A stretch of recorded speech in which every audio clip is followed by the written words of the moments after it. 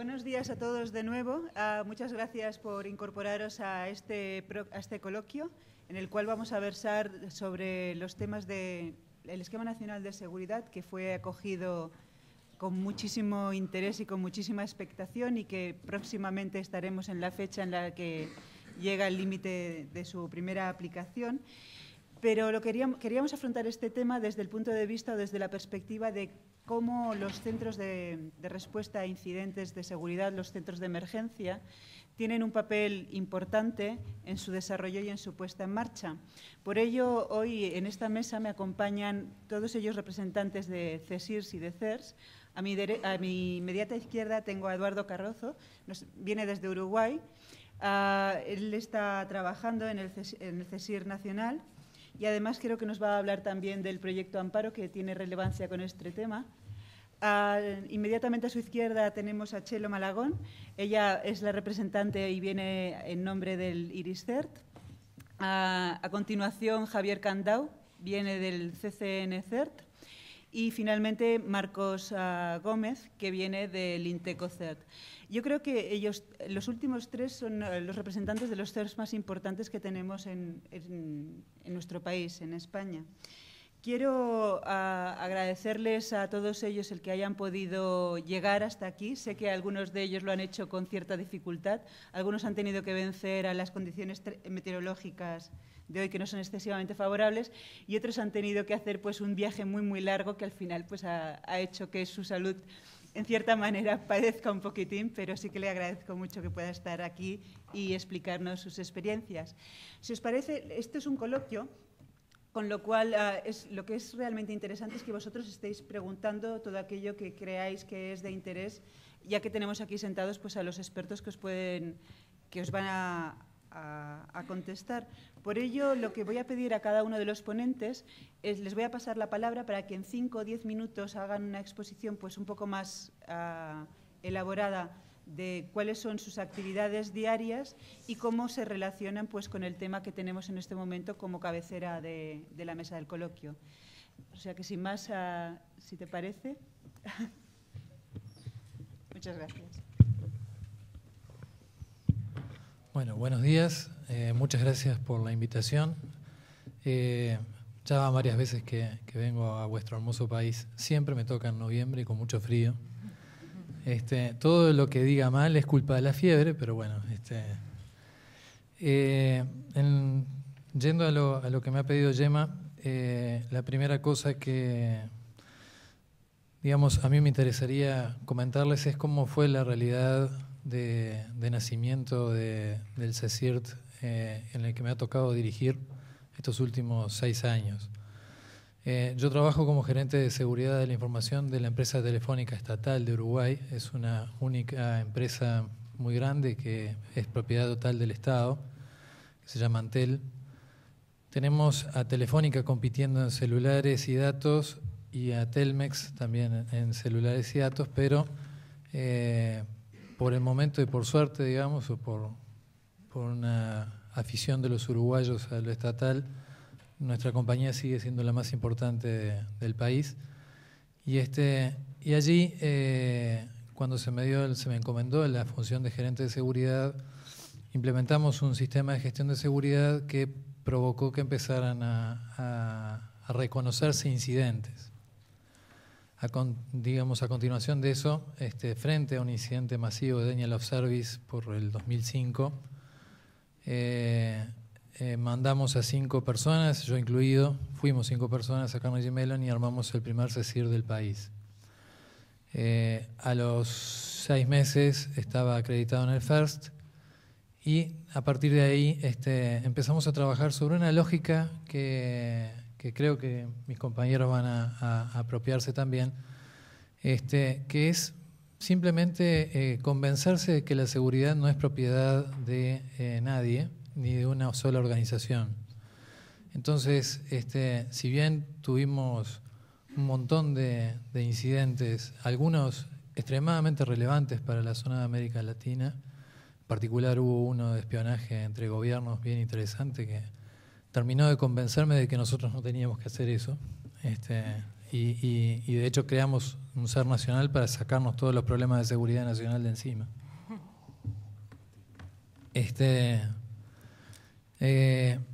La idea fue promover el crecimiento de los oficiales de seguridad de todas las organizaciones a las que tuviéramos alcance y disposición.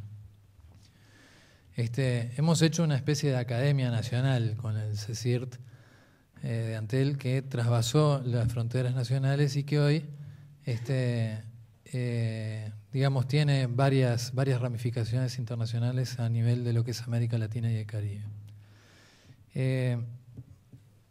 No es un equipo excesivamente grande, y eso es lo más interesante. En realidad somos 7, 8 personas, pero hay en el entorno de oficiales de seguridad, digamos, asociados a las iniciativas nuestras, unas 300, 400 personas de la región. Y la efectividad de respuesta es mucho mayor cuando lo que te sucede a ti ya le sucedió a otro y tenés el nivel de confianza suficiente como para que te comente cuál es la lógica sobre la cual se está dando el incidente y de alguna manera poder reaccionar mucho más rápido. Saben que resolver los incidentes muchas veces es más importante la velocidad que resolverlos completamente, ¿verdad? Porque de alguna manera uno mitiga el incidente y puede controlar los daños.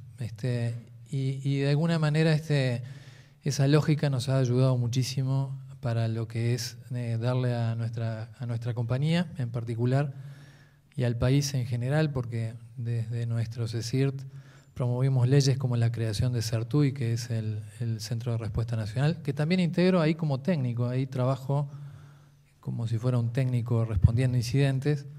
Hemos propuesto y liderado toda la capacitación del CECIR del Ministerio de Defensa Nacional para los casos de defensa nacional. Y por último está el proyecto Amparo, que es una iniciativa del RIR de América Latina, la CNIC, en donde hemos creado en conjunto con UNAM-CERT, con la Universidad de los Andes de Colombia, con CL-CERT de Chile y la Universidad de Chile, con la UBA y ARCERT.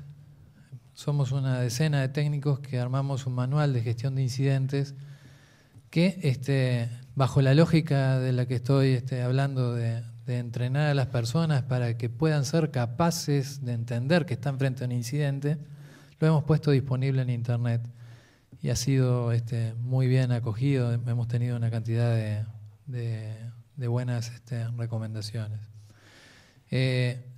Les invito a que visiten la página, es www.proyectoamparo, todo seguido. Amparo aquí es un nombre muy conocido, así que no va a ser tan extraño como a veces me pasa en países de habla inglesa, que tengo que explicarlo un rato largo. .net. No es .net porque está hosteado en el RIR de América Latina. En ese sitio, y yo me reía cuando Taher explicaba sus peripecias Facebook, la presión de los oficiales de seguridad, de los técnicos de seguridad de la región, fue tan fuerte que al final me convencieron de armar un Facebook de Amparo, en donde lo que se pone en el muro básicamente es la información más relevante de incidentes de seguridad públicos. Y entonces estamos usando Facebook como una especie de centro de alertas diario, en donde un montón de gente desde Guatemala, México, Brasil, Chile, Uruguay, Argentina, van poniendo las noticias y está interesante, digo. Si quieren tomar acceso a eso, es abierto, por lo tanto, es cerrado pero abierto, es decir, es cerrado en el sentido de que no cualquiera accede a esa información, pero si piden acceso y me dicen que es por el evento del DC, se lo daremos porque creo que es una iniciativa interesante en donde además el aporte de ustedes puede ser bien significativo para nosotros y para todos, ¿ok? Con eso, como que ya hablé demasiado, creo que pasé los 5 minutos. Gracias. Muchas gracias, Eduardo. Hola. ¿Se escucha? Sí. Bueno, ante todo, muchas gracias tanto a Gemma como a Jorge por haberme invitado a participar en esta mesa sobre CERTS y Esquema Nacional de Seguridad. Bueno, primero de todo me gustaría presentar un poco el CER al que vengo representando, IRIS-CER. IRIS-CER es el equipo de atención de incidentes de seguridad de la Red Académica y de Investigación Nacional, lo que llamamos REDIRIS. REDIRIS está constituida por una serie de instituciones, alrededor de 400, y la componen todas las universidades públicas y privadas de este país, los centros de investigación y las instalaciones científico-tecnológicas singulares, por ejemplo, el Gran Observatorio de Canarias o el Centro de Supercomputación de Cataluña. REDIRIS proporciona la infraestructura física de red para que los investigadores y los académicos de este país puedan realizar y desempeñar sus funciones, y aparte una serie de servicios, entre los que están servicios de identidad, de videoconferencia y el servicio de seguridad, IRIS-CER. Llevamos trabajando, el CER de REDIRIS está en operación desde el año 95, muchísimo tiempo. De hecho, bueno, como ocurrió en el resto de Europa, el germen de los equipos de atención de incidentes es algo que surgió de alguna manera en el entorno académico. El que llevemos tanto tiempo trabajando desde nuestro equipo de seguridad, desde nuestro equipo de CER, hace que seamos bastante conocidos en la comunidad. Entonces, esto del CER no les suena a algo desconocido. Saben que cuando hay un incidente, con quién tienen que contactar, saben qué procedimientos hay que seguir, lo que hace que la atención a incidentes sea, como ha comentado Eduardo, efectiva y rápida, que es una de las cosas más importantes. Me gustaría señalar, además, que como CER, no solamente, y aunque nuestro núcleo de operación se centra en los servicios reactivos, es decir, los que se producen una vez que se ha producido un incidente, la atención a incidentes, los CER también proporcionamos servicios proactivos, encaminados a evitar o paliar los efectos que pueda tener un incidente, evitar que estos surjan y paliar sus efectos. Esto yo creo que es muy importante. Bueno, se hace en función a los recursos que tenga el CER. Eduardo hablaba que son 7, nosotros somos 4, con lo cual tenemos unos recursos bastante limitados, pero bueno, se proporcionan servicios en función a los recursos que uno tiene y a las necesidades de su comunidad. Me parece interesante recalcar este punto, ya que pensando en el Esquema Nacional de Seguridad, puesto que está claro que el papel que un CER puede hacer dentro del Esquema Nacional de Seguridad es el de gestión de incidentes, de seguridad, pero también creo que podemos jugar un papel muy importante ayudando a nuestra comunidad mediante esos servicios proactivos, si no tanto a la implantación del Esquema Nacional de Seguridad, sí al mantenimiento de las condiciones de seguridad necesarias y que exigen el Esquema Nacional de Seguridad según el caso. Bueno, esto es una pequeña presentación de lo que es IRIS-CER. Si me centro un poco en el Esquema Nacional de Seguridad, quizá voy a decir una cosa muy tonta, pero cuando apareció en enero de este año, lo primero que se preguntaron las universidades es: ¿somos administración pública? ¿Nos afecta el Esquema Nacional de Seguridad? Parece algo muy tonto, pero es muy importante contestar a esta primera pregunta. Evidentemente, las universidades y los centros públicos de investigación de siempre han tenido una vocación de servicio público clara. Sin embargo, para responder a esta pregunta, organizamos en marzo del año pasado unas jornadas a las que invitamos a Miguel Ángel Amudio del Ministerio de Presidencia, y él nos contestó a esta pregunta y nos dijo que efectivamente las universidades eran administración pública porque son entidades vinculadas, que no dependientes, de las comunidades autónomas, y por lo tanto están dentro del ámbito de aplicación del Esquema Nacional de Seguridad, tal y como especifica el artículo 42 de la Ley 11 de 2007. Contestada esta primera pregunta, efectivamente, las universidades son administración pública, les afecta el Esquema Nacional de Seguridad, pero no en todos los sistemas de información o servicios que proporcionan, sino en aquellos que forman parte de su sede electrónica, es decir, de los servicios de administración. De hecho, las universidades, como otros grupos de interés, han estado representadas durante todo el proceso de creación, de redacción del Esquema Nacional de Seguridad, y me consta que lo siguen estando en la elaboración de guías del CCN. Esta colaboración se ha materializado ya que existe un acuerdo entre el Ministerio de Presidencia y el Grupo de Trabajo de Administración Electrónica de la Comisión Sectorial CRUETIC de la CRUE. La CRUE es la Conferencia de Rectores de las Universidades Españolas y la CRUETIC es la comisión sectorial encargada de la sociedad de información y de las telecomunicaciones. Por lo tanto, también las universidades han tenido la oportunidad de dar su punto de vista en cuanto al Esquema Nacional de Seguridad y de las distintas guías técnicas que se están desarrollando.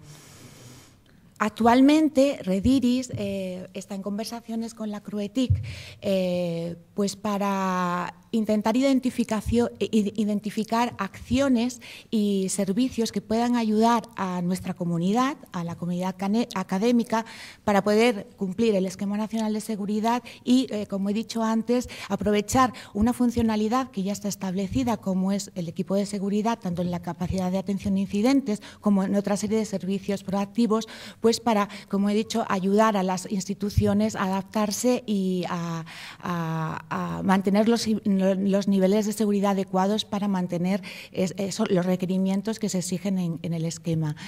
Las conversaciones están en un nivel, como creo que está casi todas las administraciones en este tema del Esquema Nacional de Seguridad, muy en su comienzo, con lo cual no puedo ni debo decir más al respecto, pero sí me parece importante que sepáis que estamos haciendo cosas para intentar apoyaros, digo apoyaros porque entiendo que hay un montón de gente aquí perteneciente a las universidades en este tema del Esquema Nacional de Seguridad.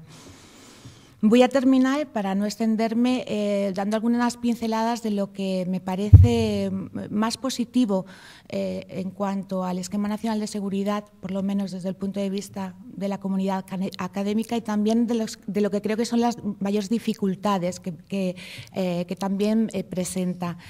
Para mí, quizá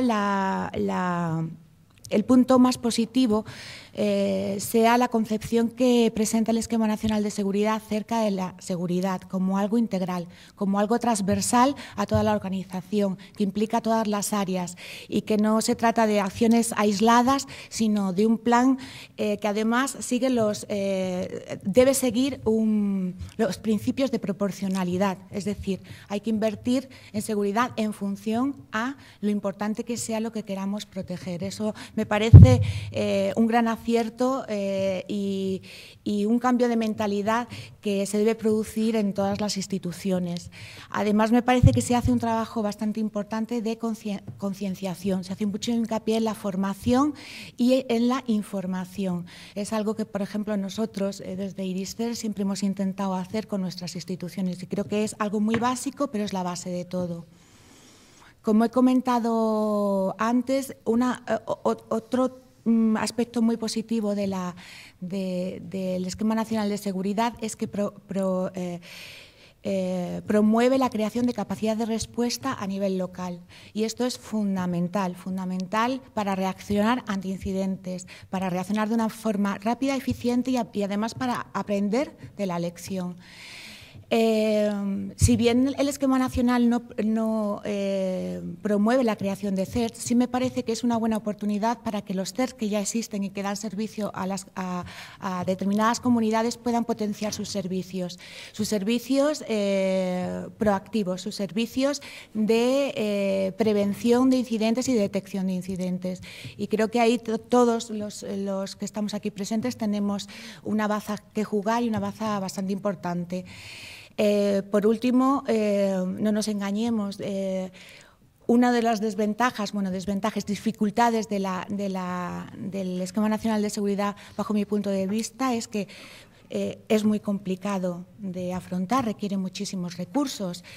No es un simple checklist, cumplo esto, sí, cumplo esto, no, entonces hago esto. Es más complicado y en muchos casos va a requerir, si no en todos, ayuda profesional. Esto tiene la ventaja de que abre oportunidades a las empresas de seguridad de este país, pero también tiene la desventaja de que a nivel de institución o de organización pues va a requerir muchísimos recursos y además estamos en una coyuntura económica bastante delicada. Con lo cual,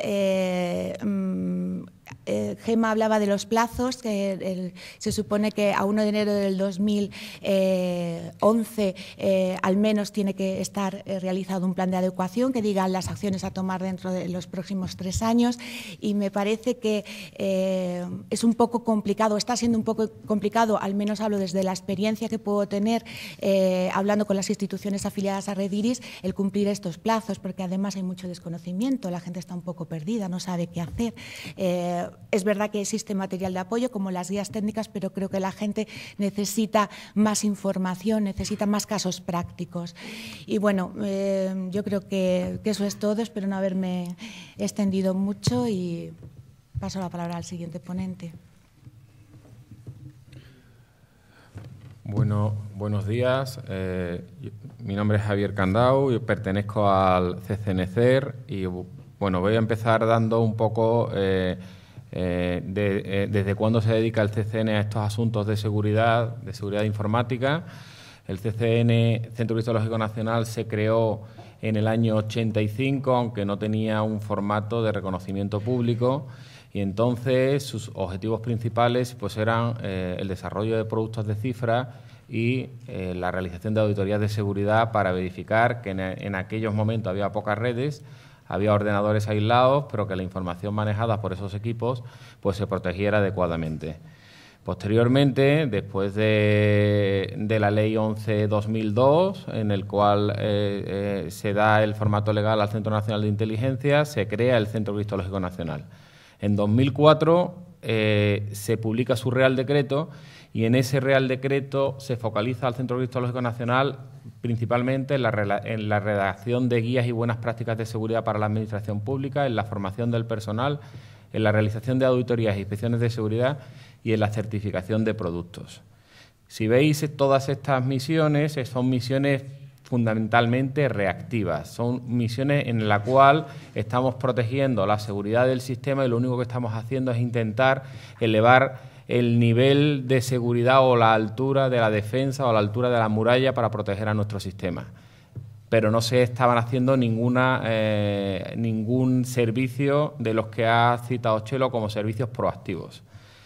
Lo que es cierto que desde 2005, y dada la naturaleza de los ataques que se reciben en la Administración, pues se confirma la necesidad de disponer de un CER o de un equipo que respondiera a incidentes y que ayudara a las administraciones públicas a intentar resolver cualquier problema ante los ciberataques. En 2006 se crea el CCNCER, que es el CER gubernamental y que da servicio a la Administración General del Estado, a la autonómica y a la local.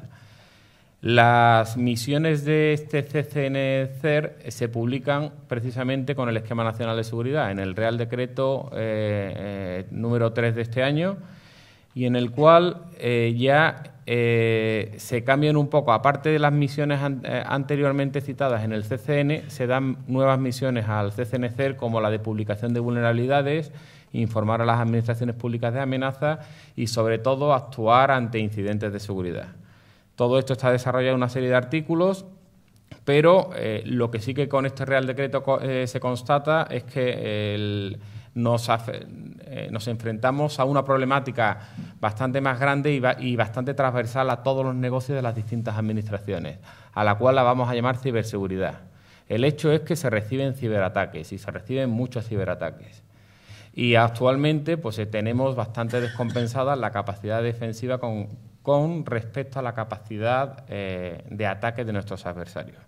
Si ponemos, por poner ciber delante de los problemas que nos afectan, vamos a poner cibercrimen, ciberespionaje o ciberguerra y ciberterrorismo, ¿cuál es lo que más nos puede preocupar ahora? Yo pondría en un principio ciberespionaje derivada con ciberguerra, depende de quién sea el actor, posteriormente al cibercrimen y, en último caso, ciberterrorismo. Lo que pasa es que el término ciberterrorismo ha sido muy manido y eso asociado también a la terminología y al concepto de infraestructura crítica, pues ha llevado un poco a que desenfoquemos el problema. El caso es que todos los países de nuestro entorno están viendo que tienen un problema con los ciberataques y están desarrollando estrategias nacionales de seguridad. ¿Por qué son eficaces los ciberataques? Porque es muy difícil atribuir quién nos ataca. Las diferentes legislaciones nacionales están haciendo que en algún momento, en algún equipo, se pare la capacidad de investigación y sea muy difícil saber quién hay detrás de cualquier ataque, porque son muy eficaces y muy eficientes en razón de tiempo. Yo recibo una vulnerabilidad o la compro en el mercado y puedo directamente desarrollar algún tipo de código que explote y que me permita acceder a la información que quiero. Y, por tanto, son muy rentables. Con poca inversión de dinero puedo conseguir grandes recursos. Esto ha igualado la capacidad de influir de ciertos actores. Ya vemos crimen organizado, otros países, otras organizaciones. Ante esto, lo que se plantean las naciones ahora, y será lo siguiente que veamos después del Esquema Nacional de Seguridad, son las estrategias nacionales de seguridad, en la cual, ante este problema que afecta transversalmente a todos los actores, pues tenemos que todos trabajar juntos. Y aquí tiene que trabajar, por supuesto, gobierno, empresas, sobre todo las que gestionan infraestructuras críticas, universidades, centros de investigación y, por supuesto, ciudadanos. Si intentamos atacar el problema, como han hecho otras naciones, en estos 5 pilares, seguramente resolvamos un poco mejor el desafío de la ciberseguridad. Y, finalmente, voy a dar dos pinceladas sobre el Esquema Nacional de Seguridad. El Esquema Nacional de Seguridad son unos principios básicos y unos requisitos mínimos de seguridad. Lo que se quiere hacer con el Esquema Nacional de Seguridad era lo que se hacía con la Ley Orgánica de Protección de Datos, que se focalizaban en unos ficheros, globalizarla al sistema de información. Vamos a intentar conseguir una seguridad integral en los sistemas y los vamos a conseguir, en teoría, vamos a escalarlos. Vamos a hacer un poco, intentar que no sobreprotejamos el activo, sino que si el sistema maneja información de nivel bajo o nivel medio, pues le apliquen medidas de seguridad de nivel bajo y nivel medio. Y el caso que el sistema maneje información de nivel alto, pongamos más medios de seguridad. El problema que tiene el Esquema Nacional de Seguridad, lo voy a decir yo antes que lo diga en el foro, es que nace con el consenso, eso es una buena cosa, pero sin dotación de recursos, con lo cual las mismas administraciones tienen que hacer un esfuerzo, a pesar de la presión que ya reciben para poner servicios online, además que esos servicios sean seguros. Y eso es un desafío importante. Y, por fin, una cosa que se implementa y que iremos viendo sus frutos son las necesidades de auditorías de seguridad, que hasta este momento, menos en la Ley Orgánica de Protección de Datos, si una administración no quería hacer ninguna auditoría de seguridad, pues no sabía qué nivel de seguridad tenía su sistema. Ahora, cada 2 años va a tener que hacer una auditoría de seguridad y seguramente de esa experiencia podemos ir consiguiendo elevar el nivel de seguridad. Y ya simplemente hacer referencia al artículo 35 del Esquema Nacional de Seguridad, es que en el cual se dice que, en la medida de lo posible, se va a intentar establecer una fotografía sobre cuál es el nivel de seguridad de todas las administraciones públicas y que eso se irá desarrollando a lo largo del año que viene y del siguiente. Muchas gracias. Muy bien, pues muchas gracias. En primer lugar, quería agradecer tanto a la Universidad Politécnica de Madrid, a Jorge especialmente, como a Plus y la celebración de este 5º Día Internacional de Seguridad e Información, en la que es un placer estar hoy con ustedes, darle la enhorabuena de conseguir esta audiencia y, por supuesto, de compartir con mis compañeros expertos en seguridad unos minutos con ustedes. Por cerrar un poco el círculo que mis compañeros antes han adelantado, efectivamente somos uno de los 3 equipos de respuesta a incidentes que la Administración de alguna manera ha articulado o ha implementado pues, a lo largo de los últimos años o incluso décadas, como comentaba Chelo. Digamos que la red académica está más que cubierta o satisfecha con la gran experiencia y y nivel de conocimiento que bueno, pues sus profesionales a través de Rediris y el ICER lo han ido haciendo desde hace ya 15 años. El CCN está prestando este servicio a la Administración General del Estado, bueno, a los 3 niveles de la Administración Pública, y la pregunta venía un poco derivada de quién podría atender incidentes de seguridad que iban enfocados directamente a la ciudadanía, a los usuarios o a las empresas, principalmente focalizándonos en el ámbito de la PYME, de la pequeña y mediana empresa, que en España bueno, pues, hay del orden de más de 3,5 millones de pymes, ¿no? Y actualmente más de 28 millones de internautas. Bueno, pues por eso el Plan Avanza, ya por el 2005, crea la figura de INTECO, del Instituto Nacional de Tecnologías de la Comunicación, amparado o dependiente del Ministerio de Industria, Turismo y Comercio a través de la Secretaría de Estado de Telecomunicaciones y para la Sociedad de Información. Y nos dotan pues, con presupuesto del Plan Avanza para implementar o para desarrollar un CERT para prestar servicio a ciudadanos y empresas. Y de esta manera, de alguna manera, el Gobierno consigue cerrar con estos 3 CERTs el prestar este tipo de servicios de seguridad, de mecanismos preventivos, reactivos y de coordinación para los 3 grandes públicos objetivos del ámbito nacional, ¿no? Nosotros actualmente tenemos unas 40 personas trabajando en el ámbito de seguridad.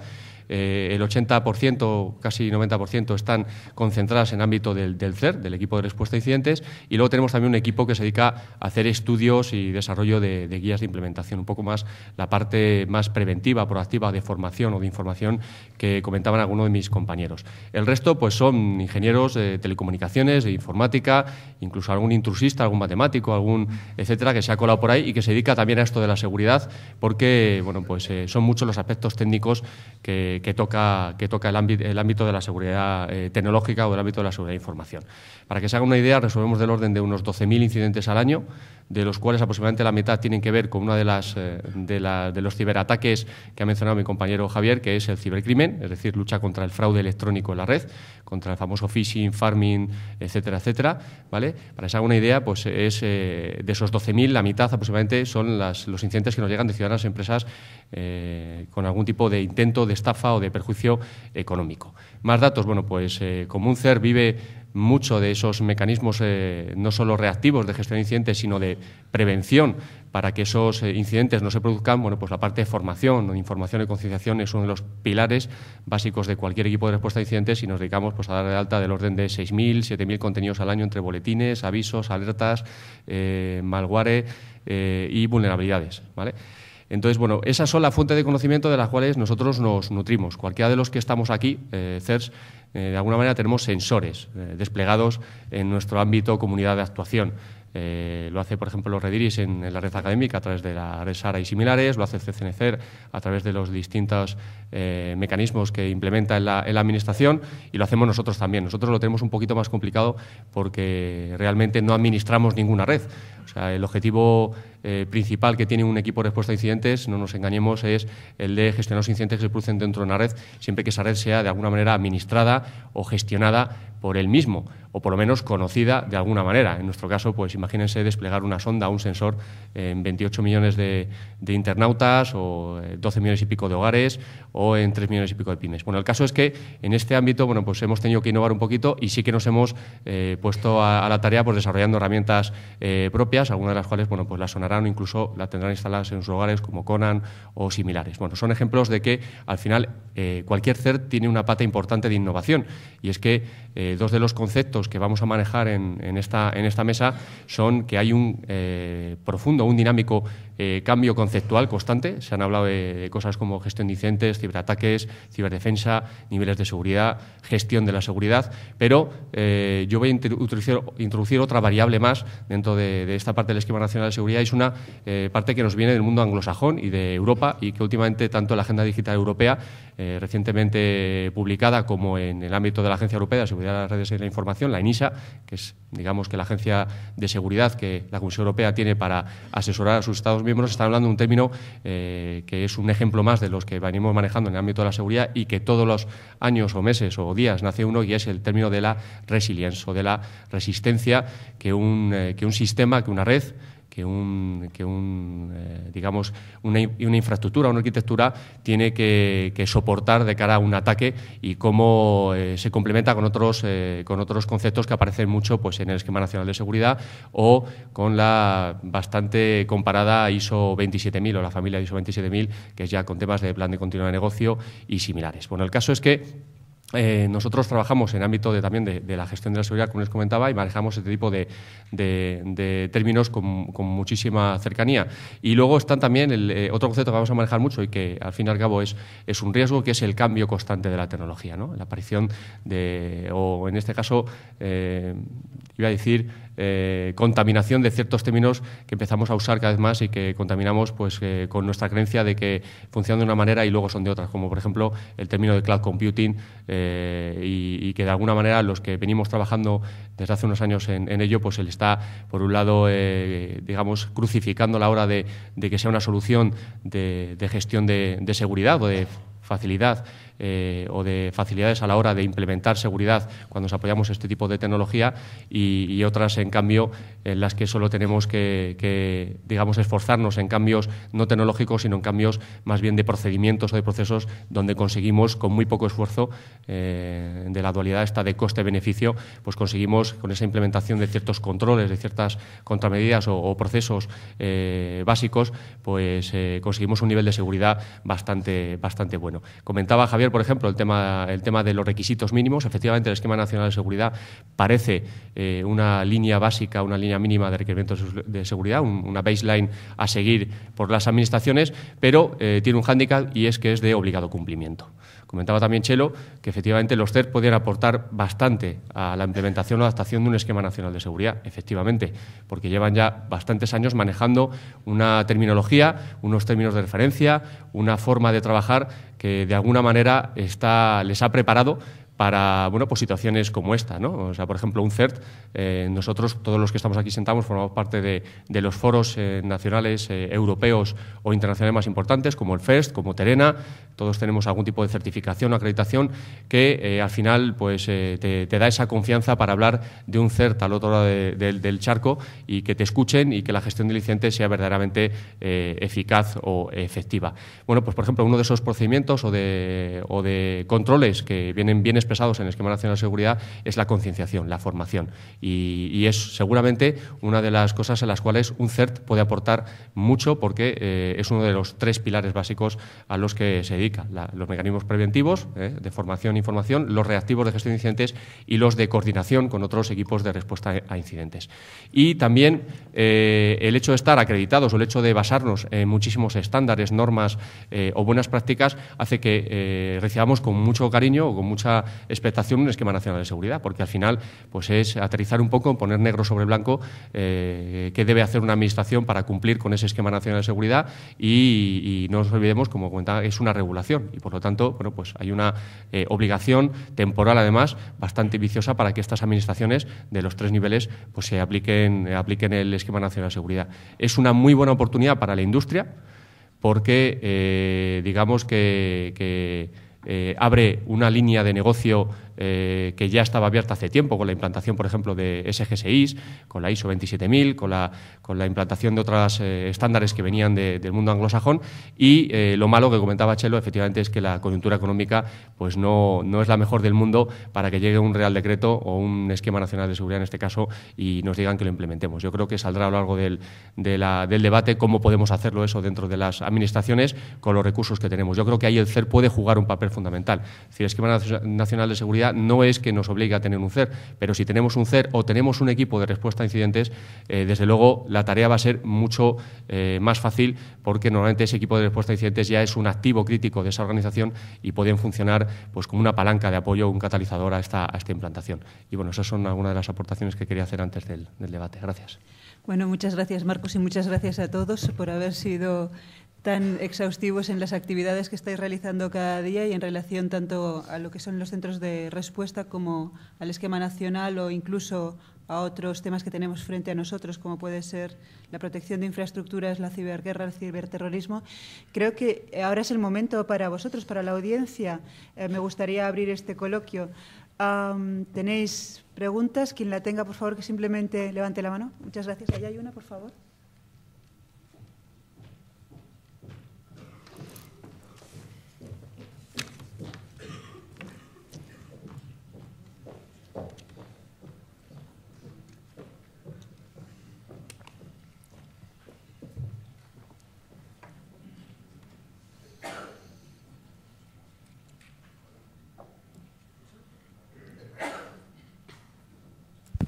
Hola. Sí, yo es con respecto a la ley que va a entrar en vigor este diciembre, que convierte en delito pues explotar vulnerabilidades de software, etcétera, etcétera. También borrar ficheros de base, de sistemas informáticos y demás. ¿Y hasta qué punto a vosotros os podría coartar el hecho de, por ejemplo, publicar vulnerabilidades? Porque si luego un juez viene y os dice que, oye, dadme información de quién os ha dado esta vulnerabilidad, ustedes deberíais de decirle quién ha sido y al estar cometiendo un delito también se va la gente a coartar un poco a la hora de informar sobre fallos o sobre errores. Y también si ustedes encuentran algún malware o algún sistema que está usando un fichero en Internet, a la hora de borrarlo también podrían estar cometiendo un delito si no hay un juez de por medio que lo autorice o algo de eso. No sé, vuestra opinión, que me contéis un poco. Bueno, voy a responder yo, aunque yo no soy ni policía ni guardia civil. Con respecto a las vulnerabilidades de software, el hecho real, a lo que estamos viviendo ahora es que la búsqueda de vulnerabilidades se ha profesionalizado y no precisamente para dárselo a las empresas y decir, por favor, resuelve este problema que el Internet Explorer tiene este agujero y con eso estamos infectando o se puede desarrollar código para infectar a una serie de ordenadores. Normalmente, por desgracia, ahora mismo hay muchos investigadores que les cuesta mucho trabajo detectar vulnerabilidades en productos y que oyen al mejor postor. Entonces, por desgracia, el mercado negro de vulnerabilidades pues se ha incrementado muchísimo y el precio de una vulnerabilidad día cero es cada día más elevado. El enfoque de la ley seguramente nunca va a penalizar en que alguien pueda entregar una vulnerabilidad porque ha detectado un agujero en cualquier producto de software. Lo que sí va a penalizar es que se comercie con estas vulnerabilidades. Con respecto... ¿Perdón? En la ley no aparece, digo. La ley, si intentas explotar, te estás cometiendo un delito. No parece reflejado si lo vas a hacer para bien o lo vas a hacer para mal. Hombre, siempre puedes explotar en una maqueta. Si intentas explotar en un sistema en explotación, evidentemente hay que responder ante alguna pregunta. Nosotros normalmente hablamos con mucho y tenemos mucha gente trabajando en buscar estas vulnerabilidades y en buscar agujeros de seguridad precisamente para taparlos.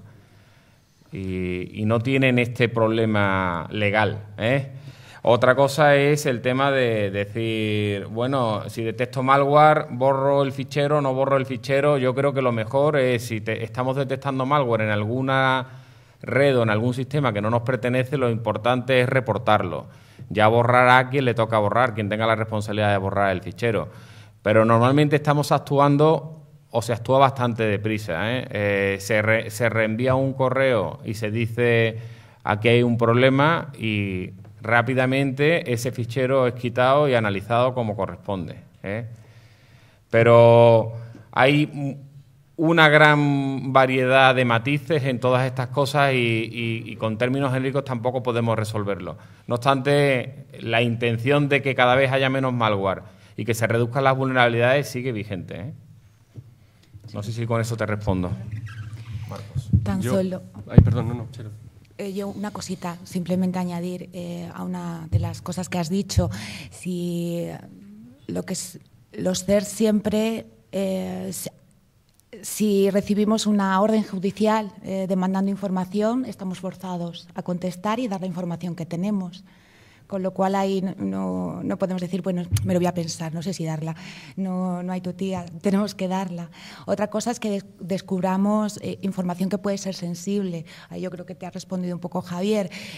Lo primero es contactar con los implicados para que se ponga solución al tema y si es necesario emprender acciones legales, emprenderlas.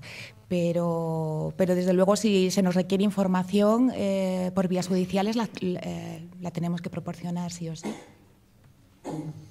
Sí, efectivamente. Yo añadiría lo que ha dicho tanto Javier como Chelo, que además, cuando ese requerimiento judicial viene acompañado, por ejemplo, de un análisis de un disco duro o algo similar, pues ya incluso tienes que jugar con procedimientos que de alguna manera no contaminen la evidencia y que luego sea el análisis técnico o el informe que tú emitas a ese juzgado o a ese juez o a ese fiscal, pues sea útil en esa persecución del delito. Pero en cualquier caso, en temas como, por ejemplo, detección de un malware en un sitio, normalmente se reporta en ese esquema de confianza que hemos comentado, y es el tercero el que tiene alojado ese malware el que decide retirarlo, ¿vale? Lo que sí que hacemos es muchísima coordinación. Es decir, en el caso, por ejemplo, de detectar un malware que es de tipo que puede producir algún perjuicio económico, pues evidentemente a tanto el Grupo de Delitos Telemáticos de la Guardia Civil como a la Brigada de Investigación Tecnológica de la Policía Nacional, o incluso a los cuerpos cuerpos regionales o de comunidades autónomas como son Mossos o Ertzaintza, pues tienen todos ellos dotación de, no mucha, porque si estuviera aquí Juan Salom o estuviera aquí Manuel Vázquez o alguno de ellos te dirían que también sus recursos son limitados y su conocimiento sobre este cambio de tecnología es continuo, pero sí atienden el incidente, y normalmente lo que piden es que el usuario, la empresa, el organismo, la entidad que lo está sufriendo, pues ponga una denuncia. Y mediante esa denuncia ya sí que atienden ese tipo de intento de estafa o de perjuicio o de espionaje o de ciberataque que se puede producir. El tema de las vulnerabilidades es harina de otro costal, en el sentido de que tú, efectivamente, coincido plenamente con Javier, y de hecho casi todos los CERS que estamos aquí hemos desarrollado nuestras propias herramientas de análisis de vulnerabilidades o de análisis de malware, y es que las ejecutas en un entorno virtual, un entorno que te permita saber lo que hace. Sí, me diréis que hay malware que ya es capaz de detectar que se está ejecutando en una máquina virtual y que por lo tanto no se ejecuta y poco puedes saber de él, ¿no? Y tienes que empezar a hacer otras cosas como ingeniería inversa o similar, pero bueno, eso al final hace que tu equipo pues vaya creciendo en conocimiento y en expertise, y lo que haces es tener efectivamente algo muy útil que te sirve para hacer ese tipo de cosas. Con las vulnerabilidades, pues daos cuenta de que ahora mismo, por ejemplo, la base de datos más reputada a nivel internacional es la base de datos del NIST, del National Institute for Standards and Technology, del Homeland Security de Estados Unidos, y tiene más de 44.000 vulnerabilidades. Entonces, como decía Javi, en este caso, perdón, Javier, es la confianza de estar todos los días hablando por teléfono resolviendo incidentes. Discúlpame. Como decía Javier, las de Zero Day son las mejores, pero, insisto, hay una diferencia entre estar cometiendo un delito y es explotar, generar un exploit para aprovechar un agujero de seguridad, de una vulnerabilidad de un sistema operativo, de un navegador, de una herramienta ofimática o de un sistema, que trasladarla de forma ética a una organización que se dedique a esto o a la empresa que es propietaria del hardware o del software y que la arregle. ¿De acuerdo? Hay una línea gris que evidentemente sí que se puede separar, y que estoy seguro de que un policía o un guardia civil o incluso nosotros con un informe técnico podríamos decirle más o menos si se está o no se está cometiendo un delito. Luego, efectivamente, el juez es el que decide si se está cometiendo o no y el que opera a continuación. Eduardo, ¿tú querías? A nivel internacional, o por lo menos a nivel de Latinoamérica, los centros de respuesta actúan muy parecido a lo que comentó recién, pero a veces la vida es un poco más compleja, ¿no? Hace un tiempo estábamos metidos en un incidente en el cual teníamos una PC de una persona que nos había sido entregada por la justicia, y allí se veían actividades vinculadas a espionaje de otros terceros países. Entonces, muchas veces uno dentro de este trabajo se enfrenta a situaciones en las cuales tiene que tomar determinadas actitudes respecto a la información sensible que está manejando. Una de las cosas que no hacemos jamás en un centro de respuesta es algo que vaya en contra de la justicia nacional o internacional en el caso que corresponda aplicar leyes de otros países. Porque básicamente el centro de respuesta tiene que ser uno de los centros más legítimos de gestión de incidentes para que no se pierda la confianza de la comunidad a la que presta servicio. Cuando uno se sale del carril esperado de la ética y de la justicia, siempre va a haber algún perjudicado que pueda afectar la legitimidad del centro. En ese caso lo que hicimos fue pedirle a la jueza la oportunidad de compartirle al servicio, digamos, de inteligencia del país afectado la información y, digamos, la justicia entendió claramente que eso había que hacerlo.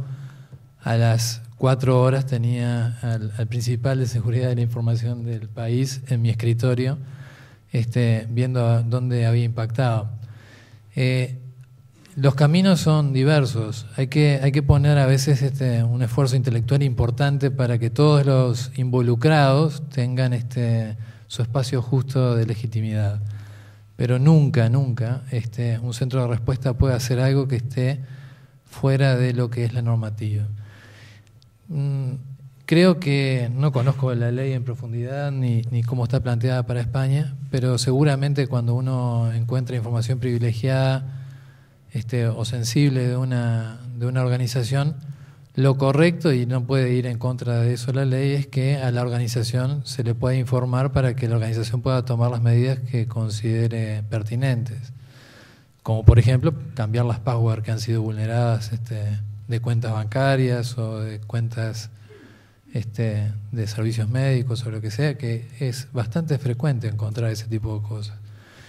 Después, si la organización eso lo toma como un delito o en su estrategia de imagen prefiere asumir los costos y no denunciarlo, en realidad lo que sea correcto hará, digamos, tendrá que hacer lo que sea correcto, pero en definitiva no es responsabilidad del centro de respuesta gestionarlo, por lo menos en nuestro caso. Muchas gracias. ¿Alguna otra pregunta? Que es que en teoría ahora ocurre lo que están comentando de que tienes que denunciar de forma activa para que la policía entre a operar en ese incidente, pero a partir de que la ley matiza como delito, es la policía quien tiene que, de forma proactiva, buscar quién es el autor de esa vulnerabilidad o quién es el que ha colgado ese fichero, de tal manera que no es que posiblemente, de vez en cuando te llamarán para preguntarte, tal. No, es que deberían de llamarte siempre. Entonces ahí es donde está el miedo de avisar, porque yo aviso porque he encontrado algo y encima quizás me como un marrón doblado por avisar. Pues mira, la verdad es que voy a estar un poco en desacuerdo con lo que comentas, porque yo creo que Javier había dicho fenomenalmente, hay gente, investigadores que se dedican a descubrir vulnerabilidades y viven de eso, y son profesionales. Y yo creo que hoy tenéis aquí en el programa uno que os puede hablar sobre una labor como es la de descubrir vulnerabilidades Zero Day, que es Rubén, y que le podéis hacer ese tipo de preguntas porque las va a contestar mejor que nosotros. Pero yo creo que el nivel de coordinación que nosotros tenemos con las fuerzas y cuerpos del Estado es muy buena. En cualquier momento en el cual nosotros detectamos algo que va más allá de nuestra competencia y que tiene que ver con delito o con haber transgredido la ley, se lo comunicamos. Y cuando la policía tiene una duda, acude a nosotros y nosotros apoyamos sus evidencias o su informe con nuestra experiencia o conocimiento. Y en eso se basa un poco. Sigue siendo, como veis, una relación de confianza, porque no hay ningún contrato ni hay ningún acuerdo contractual entre policía o Guardia Civil y nosotros que nos obligue a hacerlo, pero lo hacemos, como comentaba Chelo, porque bueno, pues es una parte de nuestro trabajo, y además nos sentimos encantados de hacerlo porque sabemos que tiene una acogida muy buena en la empresa a la que estamos ayudando, en el público objetivo al que damos el servicio. Y solo una cosa, el responsable de la vulnerabilidad es la empresa que desarrolla el software, que no ha desarrollado de la mejor manera posible. No es el que la descubre. Bueno, teníamos una pregunta allí, por favor.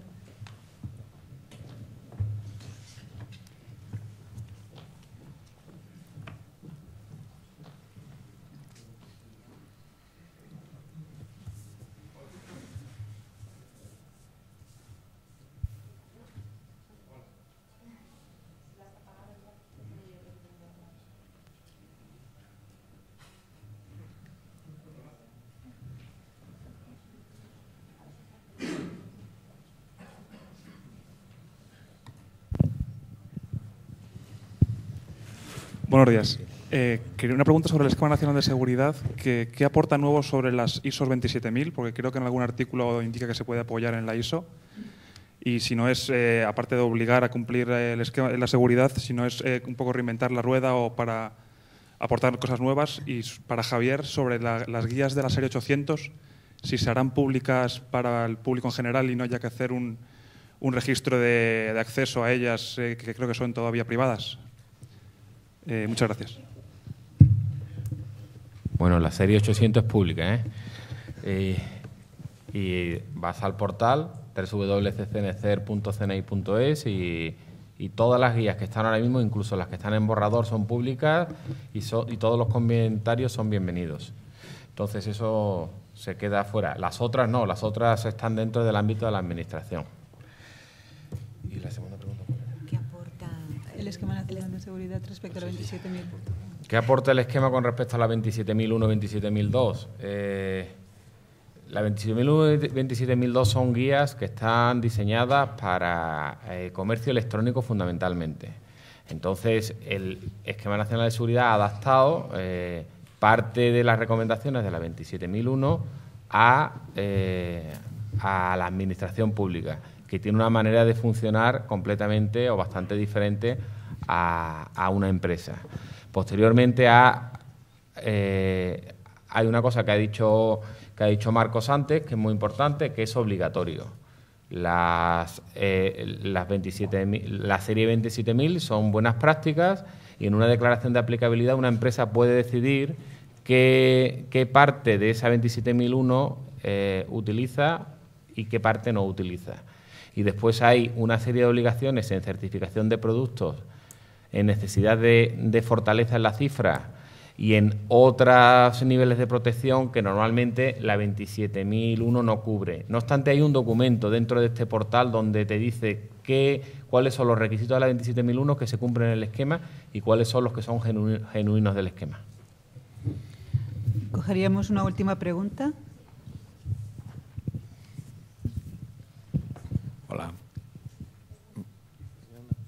Hola, fundamentalmente dirigida a Marcos. Bueno, todas las encuestas y todo eso dicen que España es uno de los países con más ordenadores esclavos o en botnets y todo eso. Entonces, la pregunta es si el Inteco va a tomar un camino proactivo y va a poner, por ejemplo, un centro de descontaminación o alguna cosa de ese tipo para los usuarios, empresas pequeñas, etcétera. Vale, gracias, Ventura, por ponerme en un aprieto.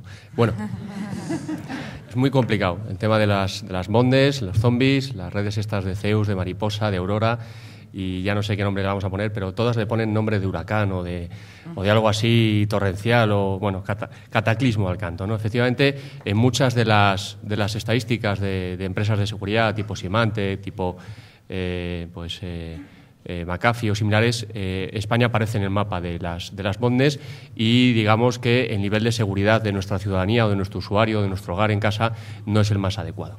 Entonces nosotros tenemos una herramienta ya que no es el anti-botnet, que es este Conan que os comentaba, una herramienta de configuración análisis que te permite por lo menos conocer el estado de seguridad y darte las recomendaciones necesarias en cuanto a proteger tu equipo a un nivel de seguridad aceptable, ¿vale? No es un antivirus, no es un antimalware, no es un cortafuegos, pero te dice si te falta un cortafuegos, si te falta un antimalware, porque una de las cosas que hacemos en estas encuestas que comentaba Ventura es preguntar a la gente. Y otra es que les instalamos una herramienta que analiza todo su PC y vemos el malware que tiene, vemos las vulnerabilidades que tienen, si tienen o no tienen bien parcheado el sistema operativo, si tienen puertos o puertos abiertos o cerrados. Y con eso le damos las recomendaciones adecuadas para que esa máquina se proteja. Pero es que hay gente que te contesta que está protegida, se siente protegida porque tiene un antivirus y realmente lo que tiene es un falso antivirus, un fake antivirus que se han descargado de alguna página de descargas, de una red de intercambio de ficheros, de algún muro de alguna red social y resulta que una cosa es la percepción de lo que ellos piensan que les está pasando, otra cosa es la realidad, lo que les está pasando. Entonces, esta herramienta de Conan lo que pretende, por un lado, es conocer de los internautas que se descargan, y para eso es gratuita, el nivel de seguridad, y a través de la misma establecer recomendaciones cuando algún tipo de vulnerabilidad, algún tipo de agujero, algún tipo de malware se ha distribuido de forma genérica en la red. ¿Un centro de descontaminación? Bueno, yo creo que eso trasciende un poco la actividad que desarrolla Inteco, porque para eso está la industria y no queremos pisar el sector privado. El centro de descontaminación de malware enfocado a botnets, bueno, pues para eso están los patrones de antivirus y las actualizaciones continuas, tanto de antivirus o de antimalware gratuito como de pago. Y digamos que nuestros esfuerzos están más bien en la parte de recoger datos, saber de dónde es el origen o de dónde provienen los orígenes de estas botnets, de estos ataques basados en malware específicamente diseñado, para a su vez transmitir a las empresas de antivirus o a las empresas de fabricantes de seguridad de alguna manera patrones nuevos que puedan incorporar a sus servicios y de esta manera llegar a todos los ciudadanos. Con un equipo de 40 personas es bastante complicado implementar o desarrollar o articular alguna de estas estrategias, pero bueno, vamos avanzando. Y tenemos pensado en el roadmap de cualquier software que alguien pues se ponga a desarrollar y tenga pensado en avanzar, pues una herramienta de escritorio más potente, que no sea que en la que interactúe más el internauta, está más bien pensada para un usuario más avanzado, en la cual si detecte de alguna manera algún tipo de acción maliciosa o de acción no registrada en los patrones actuales, para que a su vez pueda interactuar con la herramienta y limitar o mitigar el riesgo. La incógnita de decirle al internauta si es parte de una botnet o si su ordenador es un zombie, pues la pregunta que nosotros nos hacemos es si realmente sabrá qué les estamos diciendo, porque una de las encuestas que hemos hecho recientemente es preguntarle sobre terminología relacionada con seguridad. Por ejemplo, el phishing, pues un 50 o 60% ya sabe lo que es el phishing, pero pregúntale tú por un DNS poisoning o un dumpster diving o un hunter-clander, ¿no? Que casi para un usuario pues es prácticamente lo mismo, ¿no? Y muchos de ellos incluso te responden que sí, perfectamente, si le pasó uno ayer mismo y lo resolvió perfectamente, ¿no? Entonces, meternos en esa harina ya es importante, pero sí vamos dando pasitos. Y otro paso en el que estamos dando es, pues a través de coordinación o de colaboración o cooperación con otros CERS, tanto a nivel nacional como internacional, es de alguna manera desplegar sondas que sean capaces de detectar redes botnet. Hace muy poquito pues firmamos un convenio de colaboración con el CERS de Holanda, nos llevamos fenomenalmente, tanto con el ARCERT, el que es de Brasil, el UNANCERT, etcétera, y a nivel nacional pues también llevamos de hace 2 años constituidos recientemente, sino que me corrija Chelo y Javier, hemos constituido lo que se llama CESIR.es, que es el punto de contacto oficial para CERS españoles, en los cuales un poco los promotores de esta iniciativa pues son los 3 CERS que están sentados en la mesa, y todo ello pues para que al final compartamos los datos, sean mediante intercambio estándar y ODEF o como se llame, pero al final que todos hablemos de lo mismo, y que cuando un CERS, mejor dicho, un incidente de una botnet que esté focalizándose en un ámbito de la administración pública, un ámbito de la ciudadanía, un ámbito de la empresa, un ámbito de la red académica, pues cualquiera de nosotros nos ayudemos mutuamente para combatirlo. Pero estamos en los pasos iniciales para combatir eso, es muy, muy complicado. Y la última pata está en los ISPs, que en muchos casos pues enfrentan el problema y te dicen que sí, que te van a ayudar, y en otros casos miran para otro lado porque está aquello de cuanto más tráfico, más movimiento, pues mejor, ¿no? Para que las ADSLs se muevan cada vez más. Entonces, también estamos en colaboración o en cooperación con las principales proveedores de ISP, tanto a nivel de asociaciones tipo ASTIC o similares, como uno por uno, diciéndoles, sobre todo en aquellos que son más grandes, las medidas que deberían implementar. Pero bueno, las últimas noticias que tenemos de estas colaboraciones es que ellos están dando el paso a crear esos equipos de respuesta a incidentes, a crear esos equipos de seguridad, y seguramente una de sus asignaturas pendientes o primeras en el DB será realizar este tipo de acciones, de mitigar la aparición de redes botnets, el spam y el ciberfraude, que es realmente las 3 grandes amenazas que hoy se alimentan un poco a los internautas o a las empresas. No sé si te he contestado, Ventura.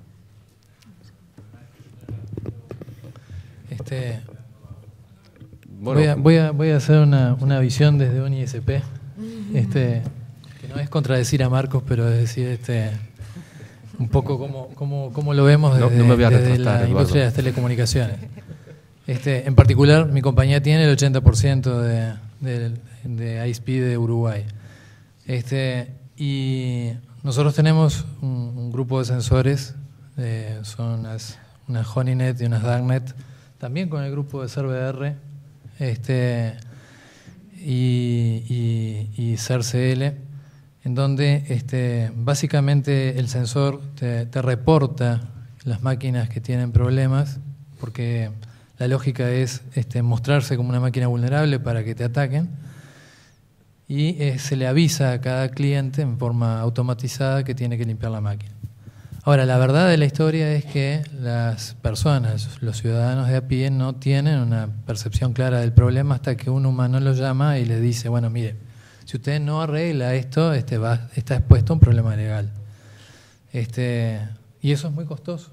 Digo, eso cuesta tiempo, dinero, una persona que tenga habilidades de comunicación y la otra persona que tenga disposición a arreglarlo.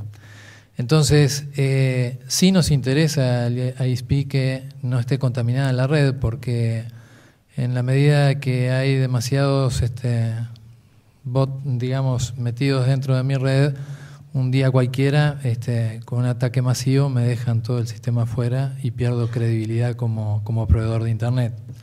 Por lo tanto, se hacen estadísticas en las cuales uno va viendo, digamos, el crecimiento y toma acciones proactivas cuando llega a determinados niveles insostenibles, ¿verdad? Pero esto es solo posible con la colaboración, digamos, intrafronteras y extrafronteras. Por eso yo vuelvo a decir, digo, ojo, un plan nacional de seguridad es una excelente idea, pero no puede estar desintegrado de la realidad internacional. Y para eso los centros de respuesta tienen una verdadera, es el punto de entrada de las comunicaciones internacionales de la gestión de incidentes, ¿verdad? La colaboración internacional. Muchas gracias. Lamentablemente yo creo que nos hemos excedido un poco en el tiempo, Jorge, en todo caso. Muchas gracias a todos.